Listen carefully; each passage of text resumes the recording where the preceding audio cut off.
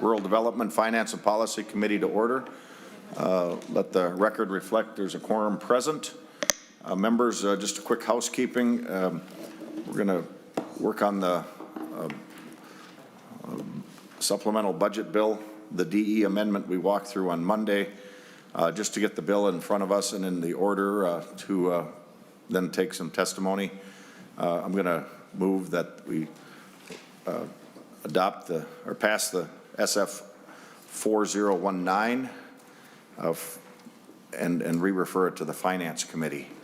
And then members, the second motion will be that we move the A1 amendment, and that would be the DE amendment. And I'll just ask that we adopt that so we have the bill amended in front of us as we're going to discuss it, subject to other testimony and a possible discussion or amendments after that. But any discussion on the A1 amendment? All those in favor signify by saying aye. Aye. Opposed, same sign. Motion prevails.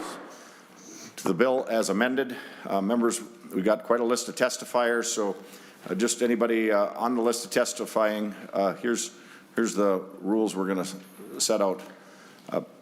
We've got Commissioner Peterson, Deputy Commissioner Bob Meyer from the DNR, and Director Thompson from the Board of Animal Health, first members to comment on the bill as amended, and then we will move into the other testifiers. Those from the agencies, I'm going to ask you to limit your testimony to 3 minutes each, and then others, we're going to ask you to keep your comments to 1 minute each. And members, I'll try to give you a 15-second or 30-second, 30 to 15-second warning, and then please try to wrap up. So you know what's coming. We've got a lot to get through. Want to hear from different people, but we can't have one person dominate all the discussion. So with that, Commissioner Peterson, we'll welcome you first, Mr. Meyer next, and then Dr. Beth Thompson. So welcome to our committee. Commissioner Peterson, you may proceed. Thank you, Mr. Chairman and members. Tom Peterson, Commissioner of Agriculture. I'll talk really fast. I'd really appreciate the opportunity to comment on your budget today, and want to, just kind of start by saying what an interesting time we have, right now with the surplus and the dollars that we have. And I just also want to start by putting it into context that I really appreciate all the work that this committee put into our budget last year. MDA, we passed a strong budget that is doing great things for Minnesotans, and so I look forward to working with you.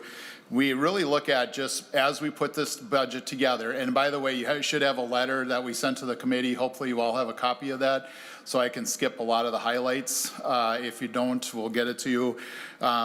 We really put this budget together thinking about, I wanted a strong package for agriculture. And so, we're disappointed to see the number that the Senate has, but also appreciative of the things that are in there. We went really strong. We were proud to see the governor come with a $60 million out of our recommendations, again, that came from a portal that we set up from what Minnesotans asked us that would help them as we come out of COVID. We've seen other states make big investments in agriculture right now, and we think that reflected in that. So I'm not going to go over our budget requests. I think we've gone over those quite a bit.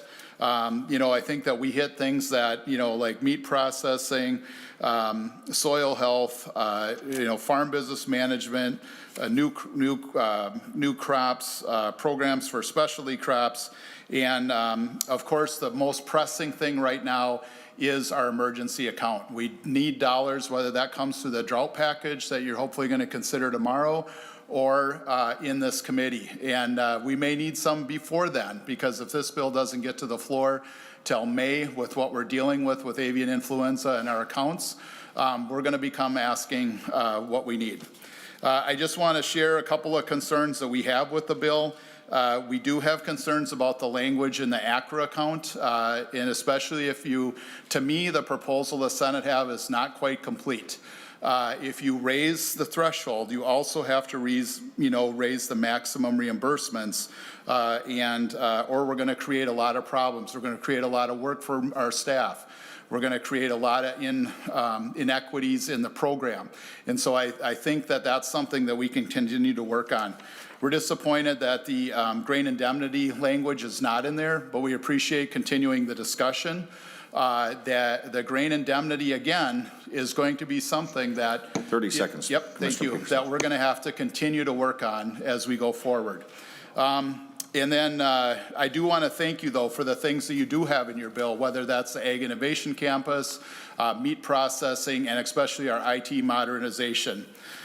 Finally, Mr. Chair, I just say that, you know, the 3 years that I've been commissioner and you've been chair, we passed good bipartisan bills that had good votes and have served Minnesotans well, so I look forward to working with you on that. Thank you, Commissioner Peterson. Members will try to hold questions till the end. Commissioner Peterson, thank you for your comments. Deputy Commissioner Bob Meyer, welcome. Identify yourself for the record. You may proceed. Mr. Chairman, members, for the record, Bob Meyer, Assistant Commissioner, Department of Natural Resources, and thank you for the opportunity to be here today.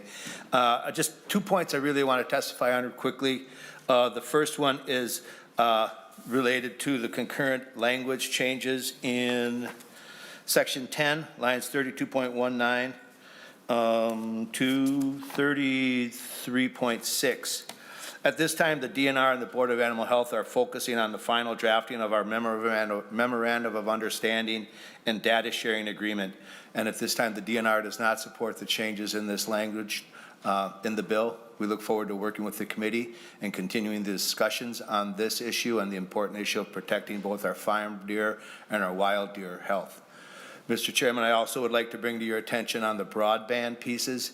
The governor's supplemental budget did contain funding for 2 FTEs for a period of approximately 4 years to help assist with the broadband permitting, utility licenses across state lands. And at that point in time, those positions are not funded in either of the Senate proposals, the Ag bill or the Environment Finance bill. Without those resources, we will have a backlog of permitting issues to deal with to get those projects moving as people want them to do. So we look forward to working with you closely on that issue as well. And thank you for your time and attention. Thank you, Deputy Commissioner Meyer. Will you be able to stick around for further questions later? Mr. Chairman, I will do my best. I do have another meeting though. So. Okay, very good. Thank you. Dr. Beth Thompson, identify yourself for the record. You may proceed. Welcome to our committee. Mr. Chair, members, can somebody indicate if you can hear me since I'm virtual?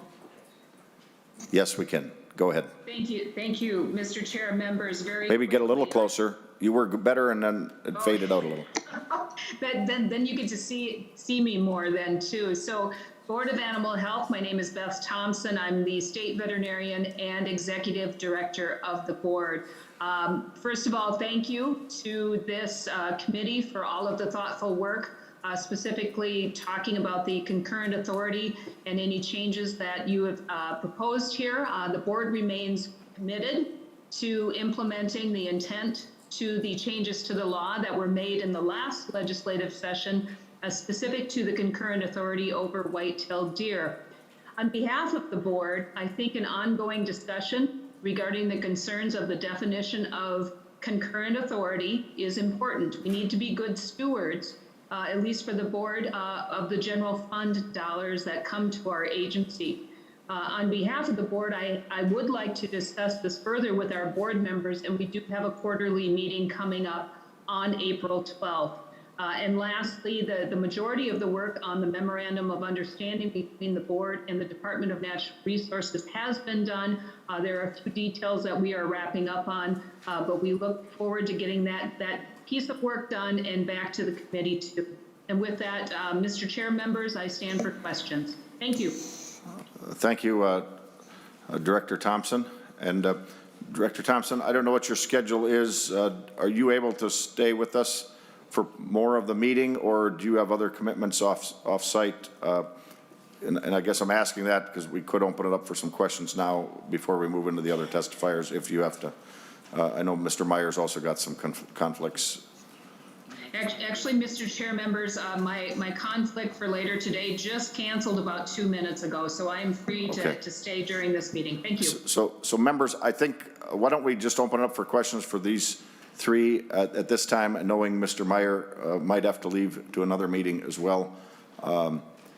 So I guess question Director Thompson and then Commissioner Meyer, where you both referenced a memorandum of understanding. We had a hearing here in early February asking if you could get it done in 30 days. It sounded a little uncertain, as I recall from Mr. Meyer, your agency's perspective. Board of Animal Health was more affirmative that we could get it done in a timely fashion. Where are we at on that? We're going into soon 2 months of time. It sounds like there's good progress. Are we half done, or are we just doing the final dotting I's and crossing T's? If you could answer that, Director Thompson, and then Commissioner Meyer. Other questions, members, raise your hand and we'll get you in. Mr. Chair, members, my understanding of the memorandum of understanding, we were building on a memorandum of understanding regarding data transfer that was built a few years back. So to add to that memorandum of understanding, we put together the same group of folks that had been working on it prior. And from my understanding of the spreadsheet of the tasks that are going to be divided up between the two agencies, really, there's only maybe 1 or 2 tasks left, and we will be able to get that routed between the two agencies. Mr. Meyer? Mr. Chairman, Dr. Thompson did a great job presenting that. We have draft language that our concurrent authority work group is going through right now to reflect that the spreadsheet. So getting that from the spreadsheet into words on paper.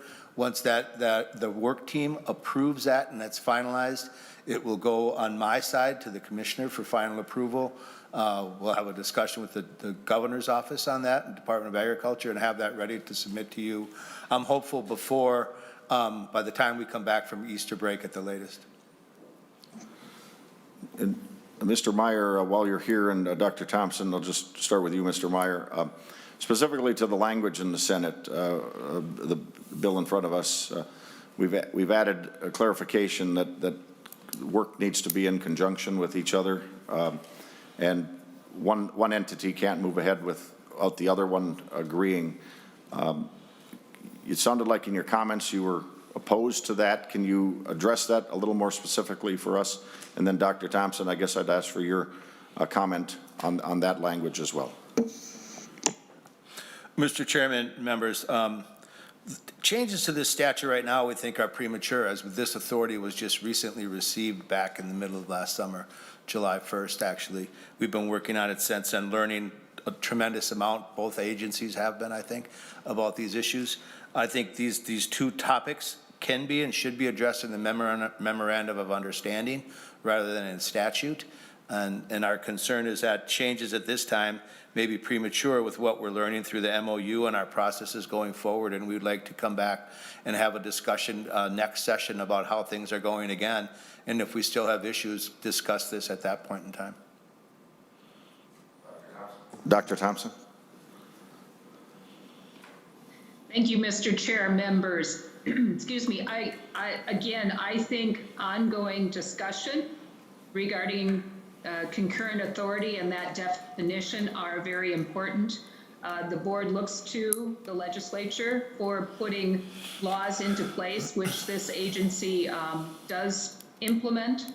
I really had targeted talking to our board members, again, a quarterly board meeting coming up here in just a couple of weeks about this change to the language. So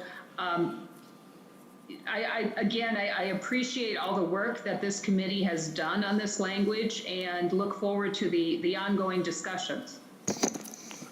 And Mr. Meyer, just from your perspective, how soon would we have a memorandum of understanding that we could review as a committee, as members, with you guys having an agreement? Is it in the foreseeable future?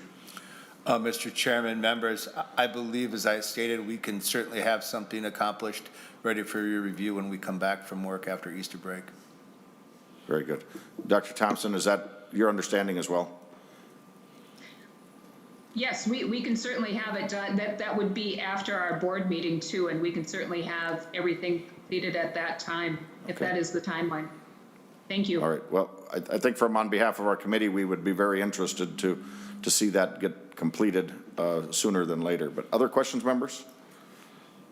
Anything else for the Commissioner Peterson, Deputy Commissioner Meyer, or Director Thompson?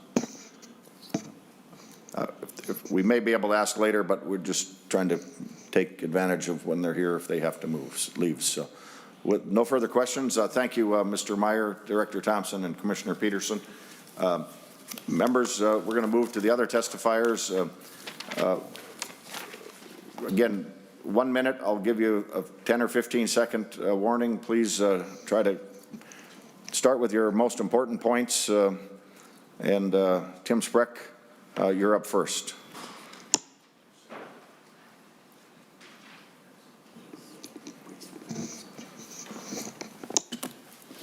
Reese Fredrickson, if you want to come be on deck, you'd be second. Tim Spreck, welcome to our committee. Go ahead. Good afternoon. Identify yourself for the record. Good afternoon, Mr. Chair and members. My name is Tim Spreck, and I'm here today on behalf of the Minnesota Deer Farmers Association. Mr. Chair, I want to thank you from the organization for your attention to their issues, their concerns, and their really industry threatening situation that we've had to endure the last 3 years. This committee has done a fine job of vetting completely and totally, and we do greatly appreciate the appropriation you put in your bill to help alleviate some of the losses that the deer farmers have suffered as a result of no movement orders placed by the DNR. Mr. Chair, also with regard to Section 10, I call this the two to tango language. We actually like this language. 15 seconds. I think getting both groups together to make an actual and real verified concurrent call on any type of no movement orders makes a lot of sense, and we appreciate your effort on this as well. Thank you. Thank you, Mr. Spreck.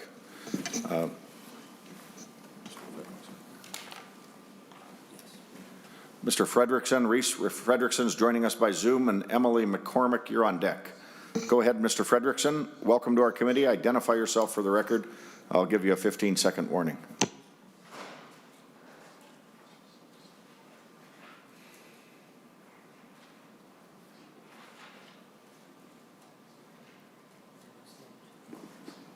We don't see Mr. Fredrickson. Why don't we go to Ms. McCormick, and then we'll come back to Mr. Fredrickson. If Mr. Fredrickson, we can't hear you if you are there, or nor can we see you. Ms. McCormick, identify yourself for the record, and welcome. Thank you. Good afternoon. My name is Emily McCormick, and I'm speaking today on behalf of the Big Cat Sanctuary Alliance to urge you to oppose the amendment that would exempt ZAA-accredited facilities from Minnesota's regulated animal law. I've personally been rescuing big cats and bears for over 23 years and have witnessed horrific animal welfare conditions.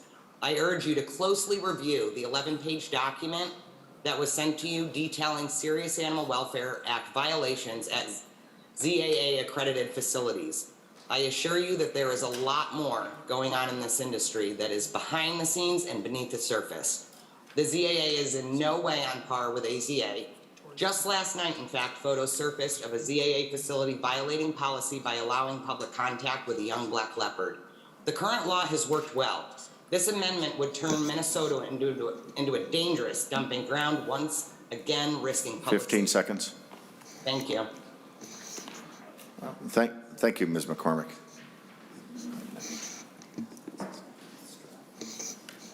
Keith Straff, welcome by Zoom.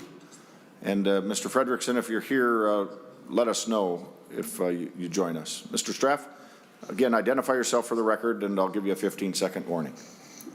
1 minute, please. Good afternoon, Mr. Chairman, members of the committee. My name is Keith Streff, and I'm the supervising humanities based for the Animal Humane Society based in Golden Valley. I've worked in that capacity for over 35 years, and I also worked as a licensed peace officer for 22 of those years. I'm here to testify in opposition to Senate File 4019, specifically the A1 amendment. Many of you have heard and will hear testimony from experts talking about accreditation and exemption statistics and incidents. My testimony has a different focus. I'm here today to talk about what this bill does and the impact it will have on communities and local and law enforcement if passed. The bill lowers the standards required of individuals and organizations wanting to possess exotic and predatory animals. It's just that simple. Lowering the standards could change many things, but one thing is for certain, it will lead to a higher rate of incidents that will threaten the life and safety of the animals and the public alike. The Regulated Animal Act was passed into law in 2005 and it has worked flawlessly. I helped draft that language and use it 15 seconds, please. on behalf. The bill garnered broad support from law enforcement across the state. And those that want to possess large exotic animals today still can. There is a reasonable pathway in place for them to meet the standards required by existing law. Minnesota has been there and done that, which is why I urge you not to support Senate File 4019. Thanks for your time, and I'd be happy to answer questions if you have them. Thank you, Mr. Straff. Mr. Frederickson, are you with us? I am. All right, welcome. We went past, but welcome. Now we can hear you. Go ahead. Identify yourself for the record. As I've told others, if you didn't hear, we're asking you to keep your testimony to 1 minute. I will give you a 15-second warning. And so you may proceed. Identify yourself. Welcome to our committee. Thank you. Thank you, Mr. Chair. I apologize for what happened there. I'm kind of on the road right now. My name is Reese Frederickson. I'm the county attorney for Pine County. I've been a prosecutor for nearly 15 years. I've always had a strong interest in animal cruelty laws and their relation to animal welfare, as well as violent crimes and public safety. I'm asking that the ZAA exception be deleted from Section 16 of Article 3. And I know there's been a lot of other letters, testimony on this. What I wanted to focus on was that the ZAA and the AZA are not comparable entities. For example, the ZAA guidelines are only 33 pages, whereas the AZA is 118 pages. AZA standards are thorough, exacting, demanding. That's why they're written into law. The current law works. And I got to tell you that, dangerous animal cases cost a jurisdiction hundreds of thousands of dollars. 15 seconds. And there's welfare issues. You merely have to look at Doc Antle, who was part of the Tiger King series, currently being indicted by the Attorney General of Virginia for numerous animal crimes, and he's won ZAA awards. Thank you for your time. Thank you, Mr. Frederickson. If I could just clarify, is this officially the Pine County position? You mentioned you're the Pine County attorney. Is that what you're testifying on behalf of? I can't testify to the county's position because it comes from the county board. They'd have to a resolution. Okay, I wasn't sure you had identified yourself as the Pine County attorney, so I wanted to clarify that. Right, no, that's just my position as executive branch officer. Okay, very good. Thank you, Mr. Frederickson, for joining us. Next, Charlie Samet.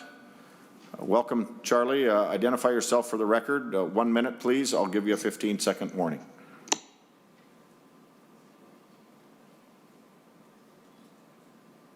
Thank you, Committee Chair and members.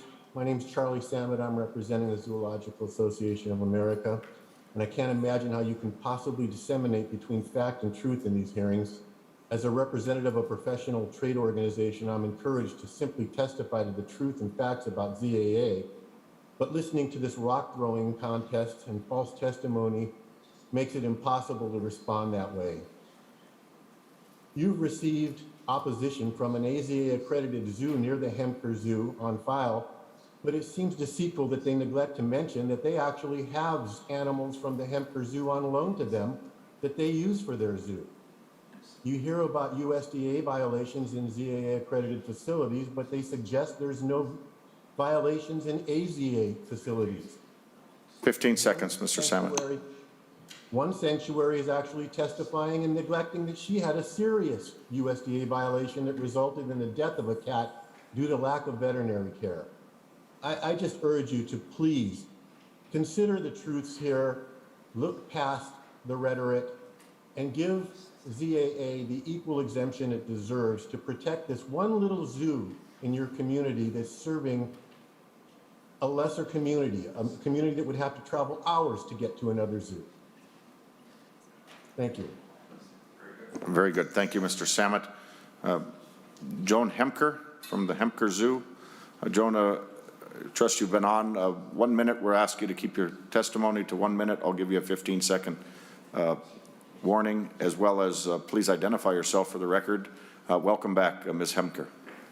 Hi, thank you, Senator Westrom and committee members. My name is Joan Hemker. I am owner of Hemker Park and Zoo in Freeport, Minnesota. I am urging you, the committee members, to listen to what we're saying. We're asking for an equal opportunity for ZAA as well as AZA to this statute to be treated equally.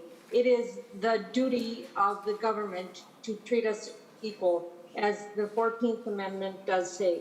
I have to find the Equal Protection Clause of the United States Constitution. The 14th Amendment requires state and governmental bodies to treat an individual in the same manner as others in similar conditions and circumstances. 15 seconds, Ms. Hemker. You're allowing circuses, sanctuaries, and other facilities to be exempt who have to do they have no guidelines that they have to follow. And we're asking you to just consider ZAA to be added to this statute. Thank you very much. Thank you, Ms. Hemker. Stu Laurie, we'll ask you to come next, and Amanda Kohler on deck. She's by Zoom. So Stu, welcome to our committee. Identify yourself for the record. 1 minute, please. Thank you, Mr. Chair. For the record, my name is Stu Laurie. I'm the Government Relations Director for Minnesota Farmers Union. And I'll work to be brief here. We've submitted longer comments for the record that I hope inform your work on this bill, but just wanted to share 3 quick things, words of thanks for including in the bill, things we're excited about, and then highlight a couple things we'd like to see included as this bill moves forward. So briefly, Mr. Chair and committee, thank you so much for your continued work on meat processing. This is exciting. Our members care about it not only because they're experiencing the bottleneck in meat processing, but also because they see the value economically that livestock brings to rural communities, and they understand that processing is essential to that. Second, and again briefly, we appreciate the emphasis on animal disease preparedness and response. I don't think I need to say more about that. And third, we appreciate the attention to soil health in your proposal. 15 seconds. Lots of great things I could say about this, but we're coming out of a 30-year drought, and that'll help retain moisture in the soil. Number one thing we'd like to see included in your proposal going forward is the Grain Indemnity Fund. 14 other states have done this. It protects producers. Our current system of bonds is failing producers. That's evidenced most recently by the pipeline failure. $5.5 million worth in claims. That bond will pay out $500,000. That's par for the course. It's failing farmers, and we'd love to continue that conversation going forward and appreciate the department's work on a strong proposal. So thank you, Mr. Chair, and for the opportunity to fit that last pitch in. Thank you, Mr. Laurie. You can stick around for questions if there's further questions at the end. Will do, absolutely. Okay. Ms. Kohler, welcome to us by Zoom. Thank you, Mr. Chair, members. My name is Amanda Kohler. I'm the Policy Manager at the Land Stewardship Project. And first and foremost, we want to thank you for your inclusion of investments in local meat processing, soil health, continuous living cover, supply chain development, and Forever Green. We believe that with the budget target that you've been given, it's overall a strong proposal. However, because of the budget target, the DE amendment has really stripped or significantly cut investments from the original bill that are desperately needed in the countryside.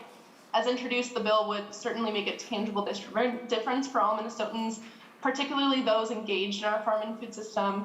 And we would also like to see the creation of a certification navigator position, doubling funding for the farm to school program and funding as introduced in Senate File 3320 to reimburse small meat processors for food safety and business planning courses included in the final package. Minnesota has a historic budget surplus that we urge you to use to fund our communities, especially our rural communities, through this supplemental budget. 15 seconds. A unique opportunity to deliver for small and mid-sized Minnesota farmers and processors, our food system, and our rural communities. We did submit longer testimony written, and I'm happy to follow up with folks. Thank you. Thank you, Ms. Kohler. Appreciate you joining us. Next is David Eckhart, with David Larson being on deck. David, you're joining us by Zoom, I understand. Welcome. Identify yourself for the record. I'll give you a 15-second warning. 1 minute, please. Thank you, Mr. Chair and members of the committee. For the record, my name is David Van Eckhout. I'm the Farm Program Director at the Good Acre, a food hub based in Falcon Heights, Minnesota. I'm here to express my support today for inclusion to the DE amendment of the language beginning at line 23.27 in the bill as originally written, a grant to the Good Acre in support of the Local Emergency Assistance Farmer Fund, also known as LEAF. LEAF is a multi-organization collaboration that began in 2020 to support emerging vegetable farmers due to the loss of their markets caused by the pandemic. In the last 2 years, this innovative program has purchased over $480,000 worth of produce from 62 participating farms, resulting in 250,000 pounds of #1 quality fresh produce being donated to hunger relief organizations for distribution throughout the state. It's also offered low barrier entry point into other wholesale markets within our food hub and other locations. The farmers who participated have sold an additional $350,000 15 seconds. other wholesale markets. I urge you to include this appropriation in the Omnibus bill, which will allow us to expand a model that is already successful and is making a significant impact. Thanks for your time, and I'm happy to answer any questions. Thank you, Mr. Van Eckhout. Appreciate you joining us. Next, David Larson. Thank you, Mr. Chair. Welcome, and Patrick Murray on deck. Thank you, Mr. Chair and members of the committee. My name is David Larson. I'm the Government Affairs Director for Cooperative Network, a two-state trade association representing cooperatives in Minnesota and Wisconsin. We're here to support Senate File 4019, and I want to highlight 3 quick issues. First, the proposal to increase the maximum reimbursable amount in the ACRA program has been long needed as the cost per site cleanup has steadily risen since the cap was last raised in the year 2000. Second, we want to thank the committee for using the available federal funds, $110.7 million that are going to be directed to the border-to-border grant program. And finally, the legislation establishes the grant program to help finance new cooperatives for agricultural purposes. Thank you. Thank you, Mr. Larson. Mr. Murray, welcome to our committee. Identify yourself for the record. Thank you, Senator.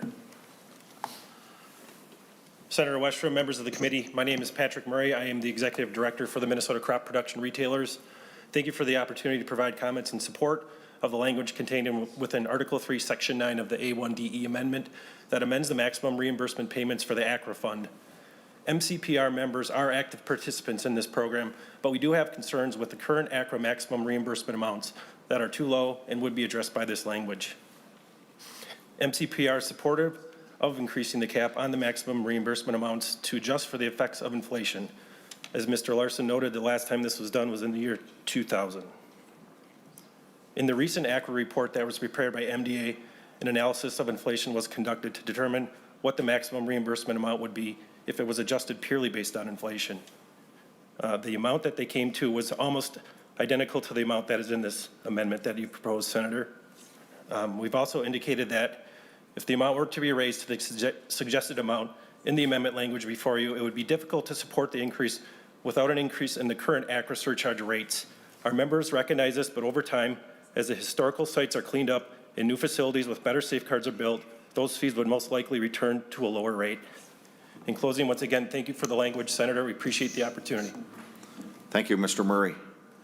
Next, we're going to be joined by Carolyn Olson for the Farm Bureau instead of Amber Glazer. So Carolyn, welcome by Zoom. Identify yourself for the record, and you may proceed. I'll give you a 15-second warning. Thank you. Mr. Chairman, members of the committee, for the record, my name is Carolyn Olson, and I'm the Vice President of the Minnesota Farm Bureau. On behalf of our nearly 30,000 members across the state, I want to thank you for the work you have done to put together the bill as amended. The conversations you have had over the last few weeks have been appreciated. I want to briefly reiterate our support for some of the provisions that were included in today's committee report.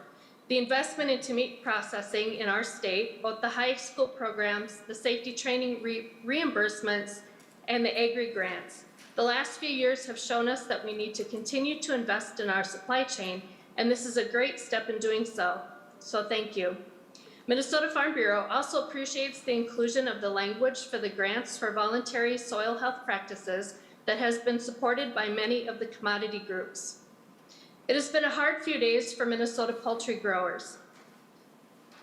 The outbreak of the highly pathogenic avian influenza in Minnesota over the last few days serves as an unfortunate reminder of the 15 important seconds. investment we have made and need to continue to make into the veterinary diagnostic lab and into the Animal Disease Preparedness and Response Ag Emergency Fund.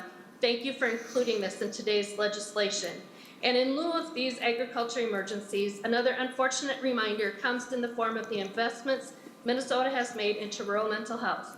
These challenges and the many others that face farmers and ranchers take a toll on mental health that still carries a stigma in our communities. Thank you for including this, and again, thank you for your support of Minnesota agriculture. Thank you, Mrs. Olson. Appreciate you joining us from Southwest Minnesota. Next, Laura Lemke, and then Brent Christensen on deck. Laura, identify yourself. I'll give you a 15-second notice. Good afternoon, Mr. Chairman and committee members. My name is Laura Lemke, and I'm the Executive Director for the Minnesota Grain and Feed Association. On behalf of our members, I would like to thank you for removing the language in the DE amendment for Senate File 4019 pertaining to the creation of a grain indemnity fund in Minnesota. The MGFA opposes MDA's grain indemnity program because of the late distribution of the proposal relative to Minnesota's legislative committee deadlines, the lack of input from stakeholders, the cost to farmers and the grain elevator industry, and the passive solution to address future insolvencies versus preventative measures that protect farmers. This is a complicated issue that we feel deserves further analysis and discussion by all affected stakeholders. MGFA would request interim meetings of the Grain Advisory Group to create recommendations to revise MDA's grain licensing program, and we hope through these meetings to bring back a better, more thoughtful, and equitable 15 version seconds. of this proposal next year. Thank you. Thank you, Ms. Lemke. Mr. Christensen? Good afternoon, Mr. Chairman. Nathan Zacharias on deck. Welcome, Mr. Christensen. Identify yourself for the record, and I think you've heard the routine. I'll give you a 15-second warning. Yes, sir. Good afternoon, Mr. Chairman and members. For the record, my name is Brent Christensen. I am the President and CEO of the Minnesota Telecom Alliance. I appreciate the opportunity to testify in favor of Senate File 4019 as amended, specifically Article 2, Section 2, the Lower Density Higher Match Pilot Program, and Article 2, Section 6, Broadband Mapping. We've long debated the 50% broadband grant match, and we all know that at some point the 50% match won't make sense as we get more and more of our state covered with broadband. The remaining projects will inevitably require a greater state match. The problem is that we don't know how many of these projects are out there because grant applicants who put in more money of their own score higher. This section would establish a pilot program where the Office of Broadband Development may use up to $15 million strictly for applications where a 50% match, formula match, is not adequate, and allow them to match up to 75%. 15 this seconds. will put those projects that can't make a business case work at 50% in a separate test program and give all of us a better picture of what works at 50% and what does not. I would also like to thank you for your continued commitment to broadband mapping. Since 2008, even before the federal government started, Minnesota has been mapping broadband. Our maps are better than anything produced by the federal government or any other state, but they can always be better. The state needs to be able to verify the information that they are receiving from providers to ensure accurate maps. Article 2, Section 6 of this bill will help do that. We cannot ensure that state and federal dollars are getting them to the most needed parts of our state without accurate maps. MTA looks forward to working with the legislature and governor to truly obtain border-to-border broadband in Minnesota. Thank you for your support of rural broadband, and with that, I'm happy to stand for questions. Thank you, Mr. Christensen. Last on our testifier list, Nathan Zacharias. Nathan, welcome. Identify yourself for the record. I'll give you a 15-second warning. Thank you, Mr. Chair and members. My name is Nathan Zacharias. I represent the Minnesota Rural Broadband Coalition. We're an advocacy organization made up of groups from local government, education, ag, healthcare, and cooperatives, broadband providers, and more. I'm here today to testify in favor of Senate File 4019. The bill would fund border-to-border broadband grant program with an additional $110 million.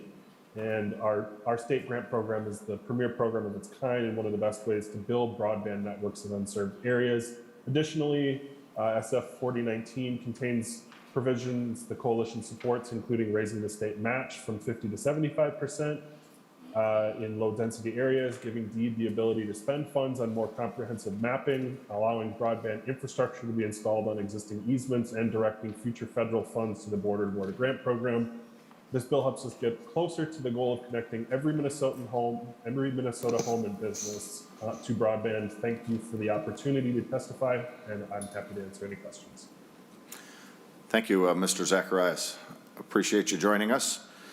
Appreciate all of you taking time to join us as we go through and offer your testimony and input. Members, that concludes our list. Is there anybody else in the audience that's here to testify for or against this bill as amended?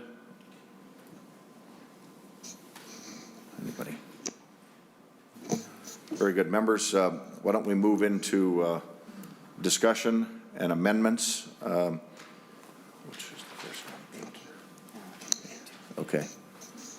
Members, Senator Anderson. Thank you, Mr. Chair. I have the A2 amendment. Senator Anderson moves the A2 amendment. Go ahead, Senator Anderson, if you want to briefly explain that. Well, thank you, Mr. Chair. It's been told to our members of our committee that the timeline for completing loan applications seemed limited, and so we have been asked to look at maybe extending that time. So what the amendment says, the authority must make a decision on completed loan application submitted by a borrower or eligible ag lender within 10 business days. And I guess if there's anybody in the audience that would like to speak to that, that is basically what we've been asked to add to the bill, Mr. Chair. So thank you, Senator Anderson, and I can speak a little to this. I know there's been concern by those in the loan industry working with farmers that the speed at the RFA processing has dramatically reduced in the last 2 years. Maybe Commissioner Peterson, I don't know if you want to comment on this or if you have somebody else that would be better. The concern is how much time it's taking to process loans. That's been an issue that's been brought to several of us. But Mr. Chair? Go ahead. Thank you so much for the record. Identify yourself for the record, please. My name is Andrea Vobble. I serve as Deputy Commissioner at the Minnesota Department of Agriculture. So just to speak to this amendment, our goal is always to do 10 days or less when we're working on when we're approving a completed loan application. However, we are woefully understaffed for the loan portfolio as it's doubled in the past couple of years. We are getting 100 to 10 and 100 to 40 new loans on top of the ones we're already servicing. We also have the beginning farmer tax credit that was added to the Rural Finance Authority. That includes 1,100 transactions. We were asked to do that without additional administrative help. So that's why we've asked for assistance in the governor's supplemental budget for help to alleviate some of this. We really do need the staff to be able to push these loans through faster and quicker and to meet that 10-day business day outline. So, Ms. Vobble, what would you say your timeline is right now for turning those loans around? And is there a point where the right number of staff could reach this commitment, or do you see that maybe it'll be dropping off, and so if we hire more staff and then it goes back to normal, now we have more staff and more expense than what we need? Thank you, Mr. Chair. We actually anticipate that the loan demand will rise. It's looking like interest rates will also be rising, and since we have such a good interest rate at the RFA, we anticipate more of a demand for the loans. So we don't feel like adding additional staff capacity would be a problem in subsequent years. I would say that once we get all of the completed application materials, we usually can take a couple of days to approve it.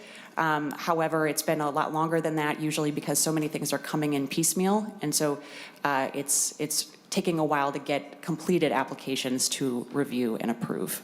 Thank you. Senator Dornick? Do you have a question, Senator Dornick? No question. Okay, no question. I'm going to also ask, Darren Macbeth has joined us by Zoom. Mr. Macbeth, the question we've had is just what is the time processing looked like today, and what's happening? I know several of your farm credit lenders, bankers are concerned with some of the timing, but can you, to the amendment in front of us and the timelines that we have raised the issue about how do we get to 10 days, as a turnaround time.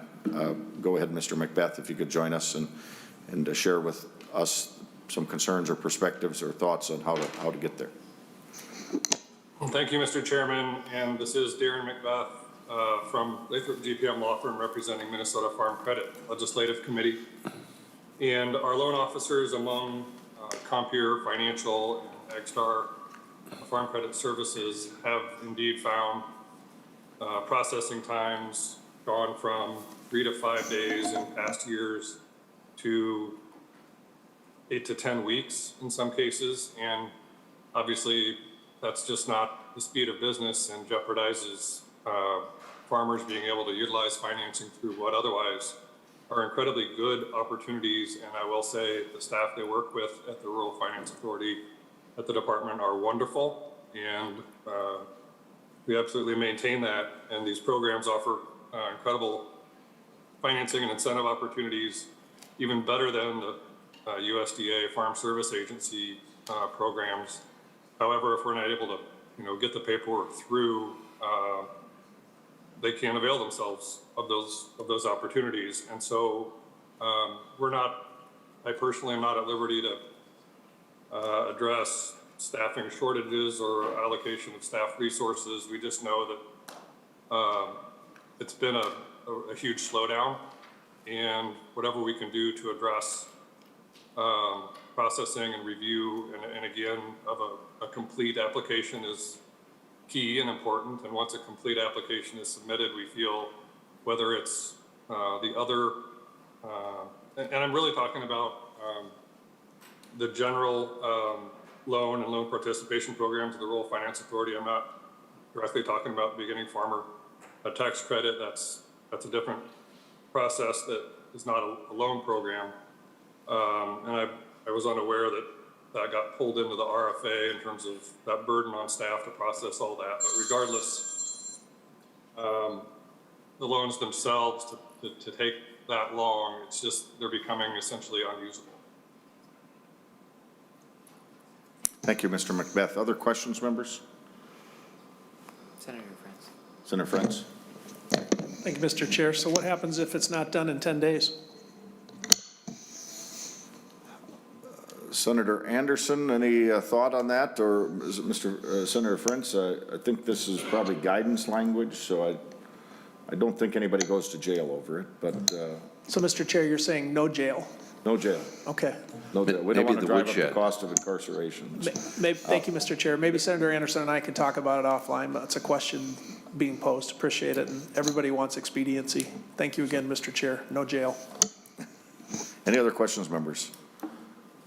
Other discussion? All those having no further discussion, all those in favor of the A2 amendment signify by saying aye. Aye. Opposed, same sign. Aye. Motion prevails. Senator Murphy? Thanks, Mr. Chair. I have the A5 amendment.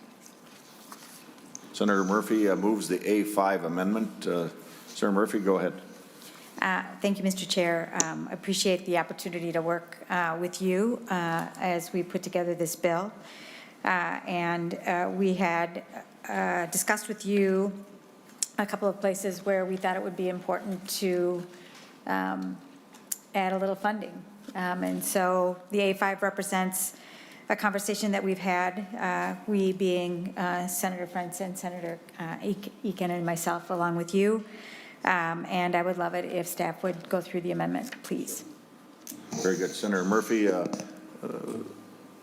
Hannah, do you want to walk through the A5 amendment for the committee, please? Mr. Chair, yes, I can. Or Laura, if it makes more sense. You guys can leg wrestle. We'll double team it. Thank you, Mr. Chair. So the A5 essentially removes the IT modernization appropriation of $1 million and replaces it with 4 separate actions. So I'll just walk through the A5 document real quick. Lines 1.3 through 1.8 are just some total adjustments, so more technical changes. Then line 1.9 increases the Forever Green appropriation by $150,000. Line 1.10 increases the vet diagnostic lab appropriation by $250,000. Line 1.11 is another adjustment just to a total. Line 1.12 deletes the IT modernization appropriation.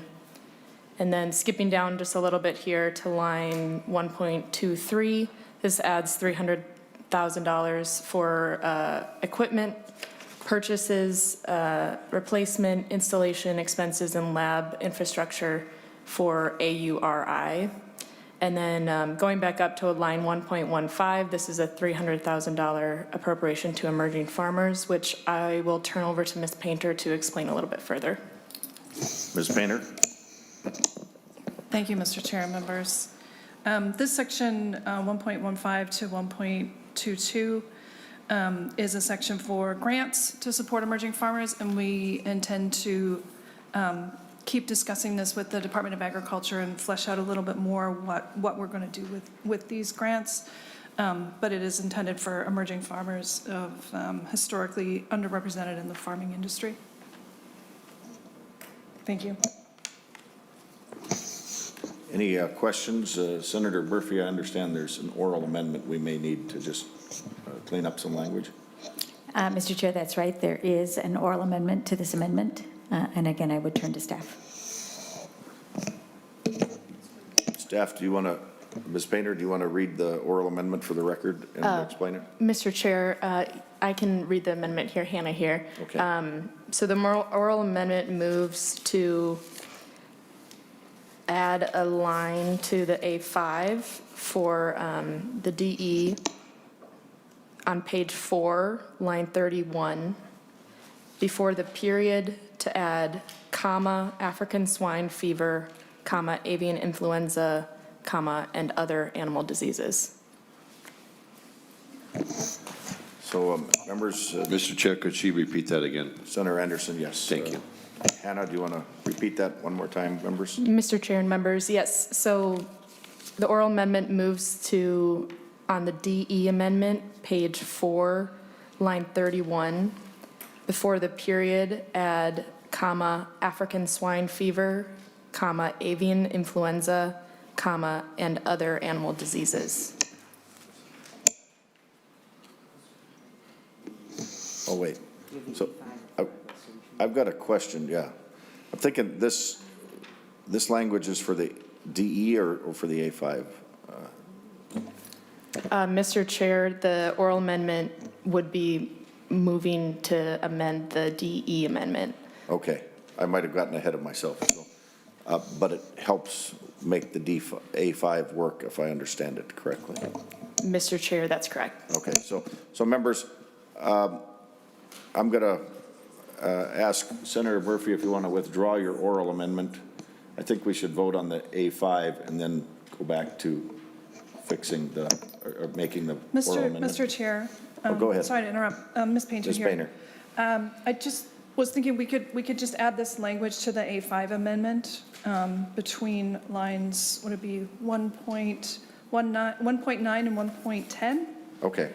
Let's do that. I think that would be a better way. We'll modify the A5 with the oral amendment. Yeah, it was Ms. Painter, just- do you want to repeat that then one more time? Just for clarification purposes, it was modifying language that's in the A1, but the language itself for the oral amendment would be added to the A5. Hannah, I'm sorry, Ms. Brimwell, do you mind reading that out again? And Ms. Painter, just clarify for the record again, between lines, which lines? It would be just added to the state it for A5 record. amendment between lines 1.9 and 1.10. And read for the record the language we're adding orally. And Mr. Chair, that line would read, page 4, line 31, before the period, add comma, African swine fever, comma, avian influenza, comma, and other animal diseases. Very good. Members, any questions on the oral amendment? Having none, we'll vote on the oral amendment to the A5 amendment. All those in favor signify by saying aye. Aye. Opposed, same sign. Motion prevails. The A5 amendment as amended. Other questions, members? No further questions on the A5 amendment. All those in favor signify by saying aye. Aye. Opposed, same sign. Motion prevails. Sorry, Senator Goggin, I'll try not to go faster than Zoom. That's okay. So members, the chair will offer the A6 amendment. And members, the A6 amendment is, we heard the testimony, we heard the bill the other day about the zoo and the ability to have certain monkeys, more monkeys or cats at the zoo in Freeport, the Hemker Zoo. We've heard from the testifiers. We've heard both proponents and opponents. Members, this language would actually change what's in the bill in the attempt to maybe find more peace in the valley. What this amendment would do is, instead of stipulating it's a ZAA approved zoo, it would make a provision for also zoos that also house AZA animals, which is also the case. If you recall the testimony and talking to my constituent, some of their animals, they work back and forth with other zoos. In their case, they have AZA housed zoo animals on their farm, or their zoo, and some of their animals go to AZA zoos as they work between different exhibits and animals. And so in the attempt of trying to find peace in the valley, as they say, this A6 amendment would modify the language, I think be viewed by several as maybe less controversial. Members, I'm interested in finding an outcome that works for the one private zoo we have in the state, in my district, that's trying to educate, promote conservation, bring a great dynamic for Minnesota residents and others traveling through the state to their zoo, and do it in a very educational, safe, and responsible way. And so, members, I would move the A6 amendment. Any questions? Senator Frentz. Senator Frentz. Thank you, Mr. Chair, and I'm always cheering for attempts to find peace in the valley and compromise. As to the amendment, which we've just seen, would it be my understanding then that as long as an exhibitor has at least one animal that goes to one facility, which is accredited by the AZAA, that entire facility would then be exempt? That's my understanding, Senator Frentz.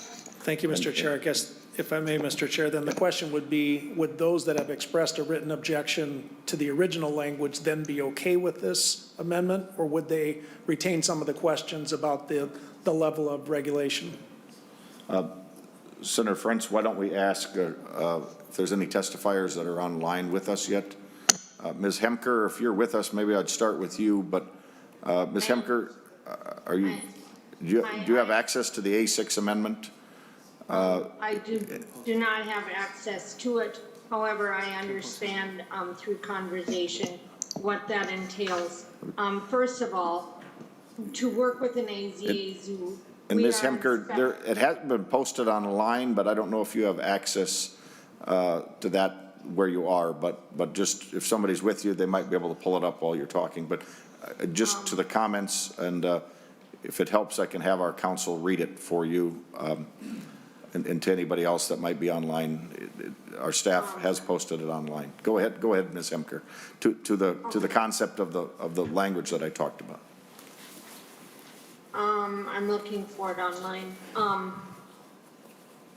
Just 1 second, I have to find it online.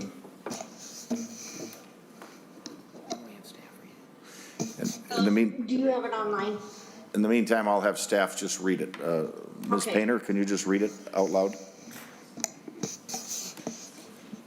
Thank you, Mr. Chair, members. The new language adds one additional exemption to the section regarding regulated animals. And that new section reads, a United States Department of Agriculture licensed exhibitor of regulated animals that houses animals owned by institutions accredited by the American Zoo and Aquarium Association. And we've also added an effective date to make it effective the day following final enactment. Ms. Hemker, were you able to hear that? Okay, so you would have to be an accredited zoo? No. Correct?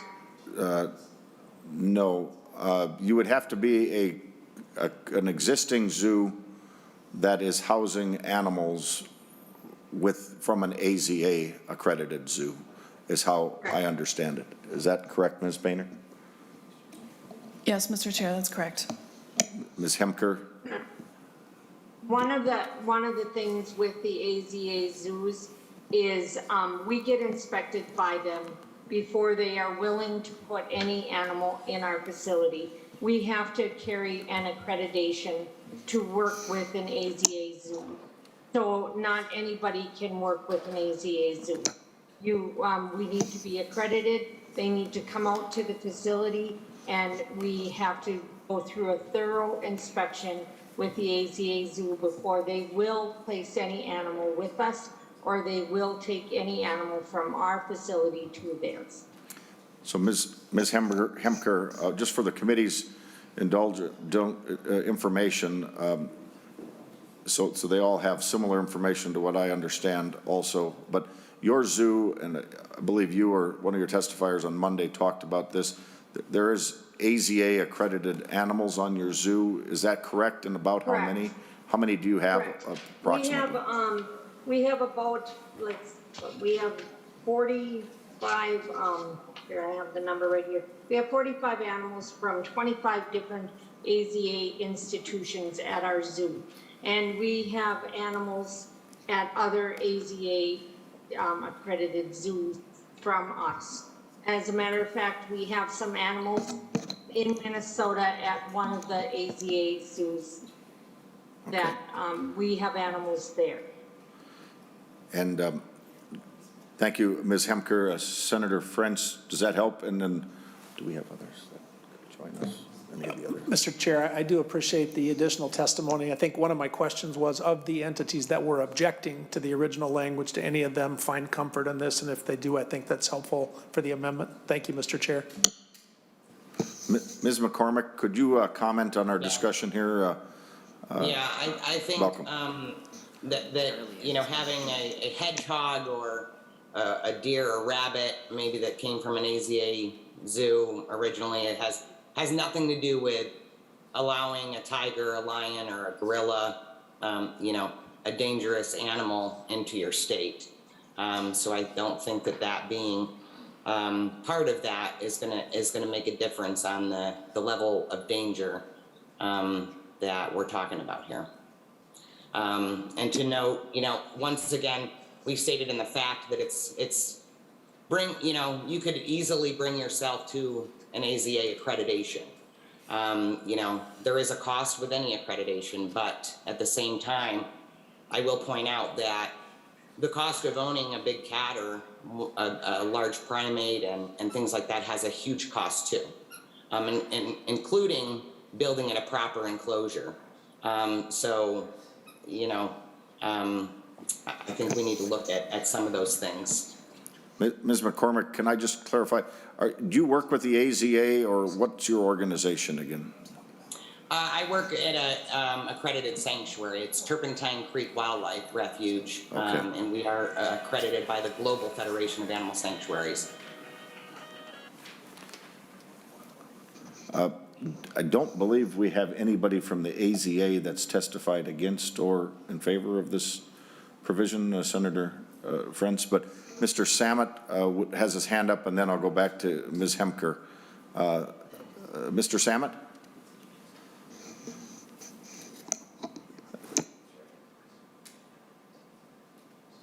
It's still muted, I believe. I'm sorry, can you hear me now? Yes, we can now. Mr. Samet, you had your hand up. Can you comment on the discussion? The animals being housed at the Hemker Zoo. Get as close to the mic as you can. The animals being displayed at the Hemker Zoo are not hedgehogs and rabbits. I think if you talk to Joan, you're going to find out that they're far more substantial. And again, the path to AZA accreditation is far more complicated and far more expensive than Ms. McCormick is either aware of or sharing with you. So I think this is a very, very fair amendment. It's certainly not what we had hoped for ZAA, but it's a very fair amendment for the community that benefits from the Hemker Zoo. Ms. Hemker? You know, what we're asking is we're not saying we want to bring cats in. And we want this amendment to be fair for all, is what we're asking for. I'm not even sure I'm going to bring cats in. And this has become a big cat issue. And I feel really bad that this is what it's turned into. It's not, we already have dangerous animals at our zoo. We've had them for 40 years. We've been compliant. We know what it takes to build a cat exhibit. We know that there are places within Minnesota that are bringing cats in already. You know, we just want this to be fair for all. Senator Frentz, any follow-up?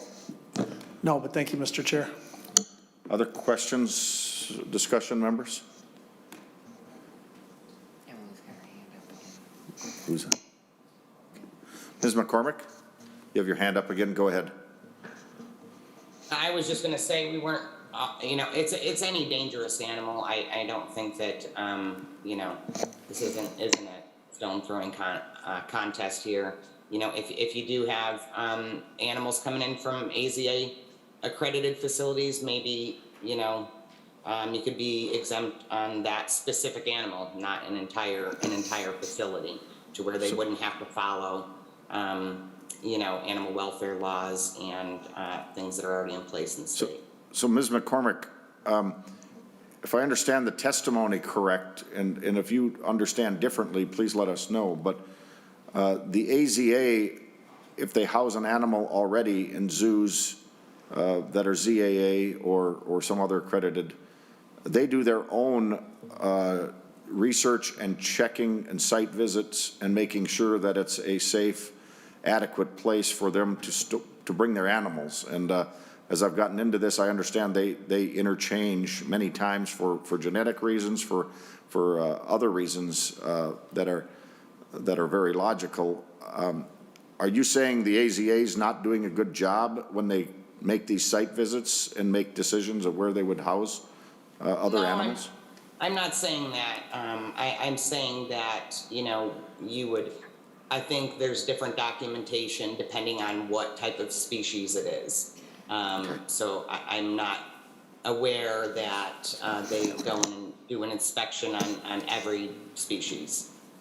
Okay. That they will be placing, of course, out of genetics or whatever, but, you know, it's very different when you're talking about dangerous species. Ms. Hemker, you have your hand up, and before you answer, maybe just, I don't know if I'm not asking you to answer this if it's not something you want to answer or feel you can share.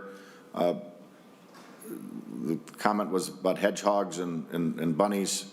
I don't know if they're on the regulated list, but are they part of the animals that you're keeping that are regulated, or can you share with us any of those types of animals?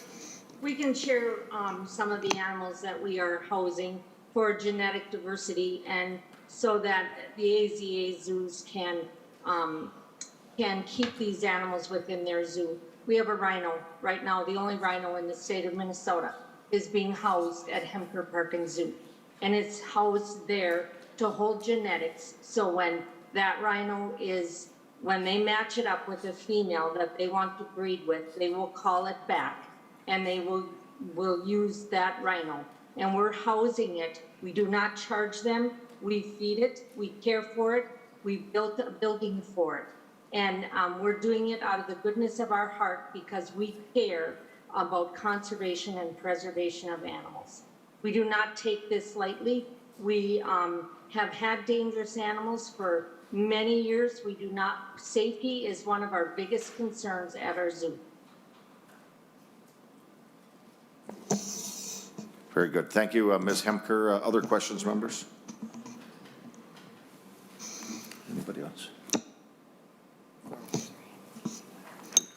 Ms. McCormick, then we're going to move to.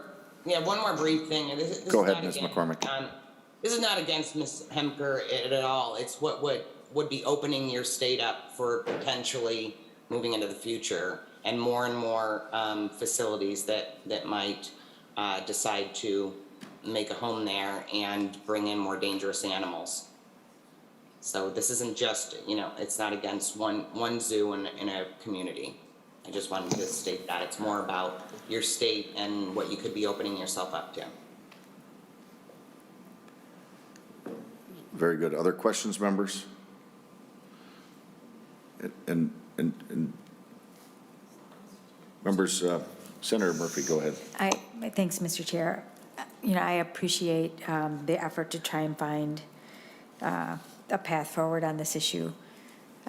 And we had a lot of testimony when we heard it on Monday, and there's a fair amount of testimony today, and a number of those testifiers have left. And I imagine that the committee is probably going to adopt this, but it is of the issues thus far, as this bill has come together, this is the one I'm hearing the most about. I'm hearing a lot of concern about it. So I just want to make sure I'm saying that on the record for everybody who's paying attention, that I appreciate that you are trying to find a path forward, and especially for Ms. Hemker in the district you represent. But I'm not quite sure that we're quite there yet, and I just want to get that on the record. Thank you. Very good. Thank you, Senator Murphy. Other questions, members? Comments? Having no further discussion, we'll move to take a vote on the A6 amendment. All those in favor of the A6 amendment, please signify by saying aye. Aye. Aye. Those opposed? No. Motion prevails. Thank you, members. Thank you, Ms. Hemker. Ms. McCormick, you're welcome to stay on and join us as we conclude our meeting or continue. But members, other questions or amendments to the bill?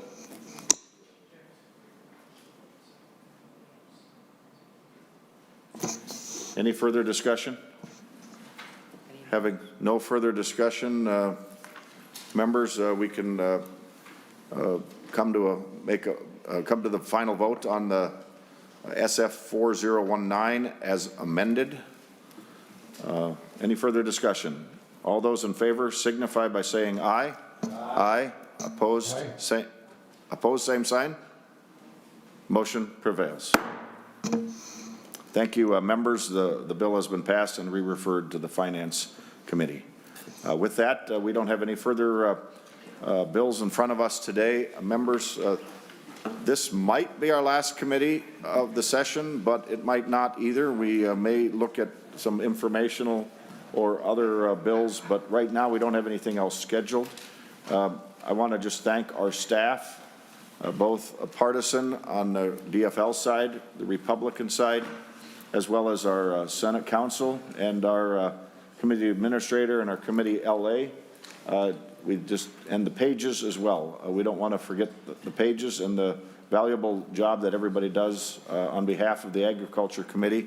We thank you all for your contributions as well, members. So thank you for actively participating. That makes for a better committee, I think a better outcome as well. So thank you for your indulgence. Thank you for your participation. And at this point, this committee meeting is adjourned.